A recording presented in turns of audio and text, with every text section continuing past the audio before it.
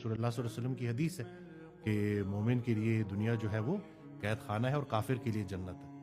تو قید خانے کی سب سے بڑی نشانی یہی ہے کہ جب بھی اس کا دروازہ کھلے تو بندہ خوشی خوشی اس سے باہر نکل جائے۔ جو لوگ اس کو جنت بنا بیٹھے ہیں نا، عیاشیاں کر رہے ہیں، تو وہ جو مرضی کر لیں، وہ اندر جو ہے نا وہ غافل کی آنکھ تب کھلتی ہے جب بند ہونے والی ہوتی ہے۔ زبردست بات. تو وہ آخر میں جو ہے نا وہ آپ کو جب لاسٹ آپ کی سانسیں چل رہی ہیں اور اس وقت جب آپ کو وہ احساس ہو، تو اس سے بہتر نہیں ہے کہ انسان ابھی ہی اللہ کے حکم سے اپنی اصلاح کر لے اور ذرا اپنے خیال کو جو ہے اللہ کے ساتھ لگا لے اور پھر دیکھے کہ کتنا سکون ملتا ہے۔